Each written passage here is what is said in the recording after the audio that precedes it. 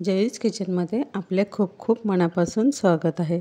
आज आपण बनवणार आहोत छान असे कुरकुरीत क्रिस्पी कॉर्न। तर आवाजावरूनच आपल्याला कळलं असेल की किती क्रिस्पी झालेले आहेत। मी अर्धा किलो स्वीट कॉर्न आणले होते, त्याचे दाणे काढून घेतलेले आहे। तुम्ही कितीही घेऊ शकता। आता आपण यांना बॉईल करून घेणार आहोत।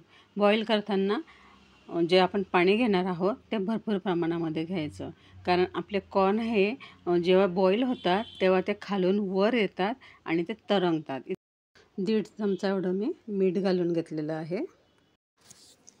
पाण्याला उकळी आलेली आहे आणि उकळीसोबतच आपले जे कॉर्न आहे ते आपल्याला तरंगताना दिसतात।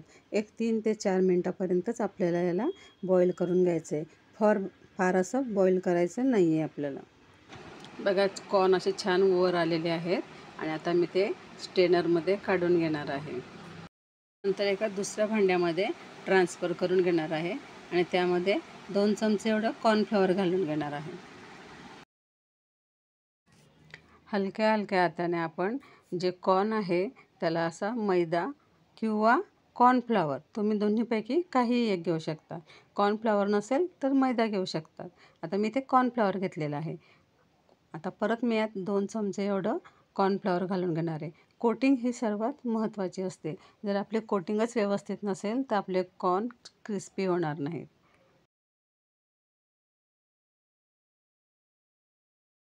परत 2 चमचे एवढं कॉर्नफ्लॉवर घेतलेलं आहे आणि हलक्या हाताने मिक्स केलं आहे आणि थोडं अर्धा चमचा इतकं मीठ घातलेलं आहे।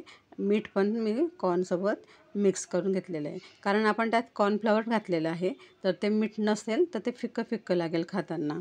परत हातावर 1 चमचा पाणी घेतलेलं आहे आणि परत मी 2 चमचे इतकं कॉर्नफ्लॉवर घालून घेणार आहे आणि परत हलक्या हाताने कोटिंग करणार आहे।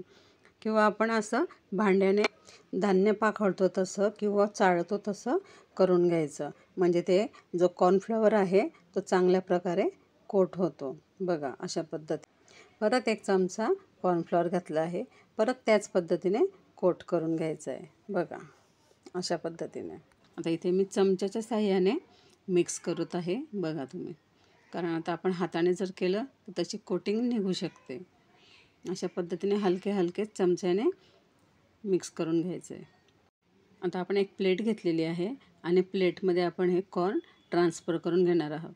आता मी इथे जे झाऱ्याने तळते त्याच झाऱ्याने मी याला ट्रान्सफर करते, म्हणजे झाऱ्यामुळे काय होणार आहे, जो एक्स्ट्रा कॉर्न किंवा मैदा असेल तो आपला निघून जाईल आणि त्यामुळे आपलं तेलही खराब होणार नाही।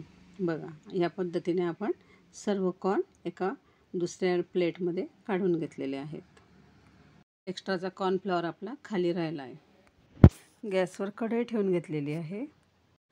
इथे एक बाऊल घेतला आहे आणि बाऊलवर मी स्ट्रेनर म्हणजे गाळणी ठेवून घेणार आहे। गॅसची फ्लेम लो टू मीडियम ठेवायची आहे आणि आता आपण कॉर्न कढईमध्ये टाकून घेतलेले आहे। सोबत जवळ एक झाकण ठेवायचं आहे, कारण जेव्हा आपलं कॉर्न छान तळलं जातो तेव्हा ते कॉर्न फुटण्याची भीती असते आणि ते तेल आपल्या अंगावर उडू शकतं। कॉर्न टाकल्याबरोबरच उलथणीने त्यांना मिक्स करायचं नाही आहे। थोडे 2 मिनटं वाट बघायची। आपले कॉर्न जसे जसे तळले जातात तसे तसे ते ऑटोमॅटिक मोकळे होऊन वर येतात। बघा, कॉर्न किती छान फुलत आहे। आता असे आपले कॉर्न फुलून छान वर येतील। कढईवर झाकण ठेवताना अर्धवट ठेवायचं, जेणेकरून त्यामध्ये वाफ जमा होणार नाही। मध्ये मध्ये झाकण बाजूला करून आपल्याला ते कॉर्न जे आहे ते छान मिक्स करून घ्यायचे, म्हणजे ते एकाच बाजूने करपणार नाहीत। कॉर्न आपल्याला छान गोल्डन कलर येईपर्यंत तळून घ्यायचे आहेत। बघा, आता छान कलर आलेला आहे। या स्टेजला आपण कॉर्न स्ट्रेनरवर ट्रान्सफर करून घेऊ।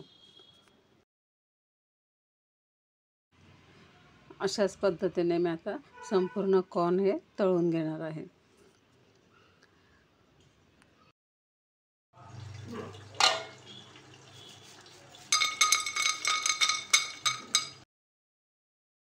एक पॅन घेतला आहे, त्यामध्ये बटर घालून घेतलं आहे। आता त्यामध्ये आपण बारीक चॉप केलेला कांदा घालून घेतला आहे, एक मीडियम आकाराचा। अर्धा इंच इतकं आलं किसून घेतलेलं आहे, 2 बारीक हिरव्या मिरच्या बारीक चॉप करून घेतलेल्या आहे आणि आता त्या छान तेलामध्ये परतून घ्यायच्या आहे आपल्याला. बघा मसाला छान झाला आहे. त्यात अर्धा चमचा एवढं लाल तिखट घालून घ्यायचं आहे. 2 चमचे एवढं टोमॅटो सॉस घेतलेला आहे. 1 चमचा रेड चिली सॉस घेतलेला आहे आणि आता आपण छान सर्व मिक्स करून घेणार आहोत. आपल्याला जर स्पायसी कमी लागत असेल तर आपण मिरची कमी घालायची. इथे अगदी थोडंसं असं चवीनुसार मीठ घालून घेतलं आहे. अर्धा चमचा आमचूर पावडर घालून घेतलेली आहे. आता छान असं एकजीव करून घ्यायचा आहे आपल्याला मसाला. मसाला आपला छान मिक्स झाला आहे, छान शिजला आहे. त्यामध्ये आपण जे फ्राय केलेले कॉर्न आहे ते त्या मसाल्यामध्ये छान घोळवून घ्यायचे. वरून कोथिंबीर घालून घेतली आहे. अर्धा लिंबू असा पिळून घेतलेला आहे. लिंबूशिवाय आपली चाट अपूर्ण आहे. लिंबूमुळे चाटला खूप छान चव येते. व्हिडिओ जर आवडला असेल तर आम्हाला कॉमेंटमध्ये नक्की कळवा व लाईक, शेअर आणि सबस्क्राईब करा. सोबत जे बेल आयकॉन दिलं आहे तिथेही प्रेस करायला विसरू नका, जेणेकरून माझ्या नवीन व्हिडिओची नोटिफिकेशन आपल्याला लगेच मिळेल. धन्यवाद.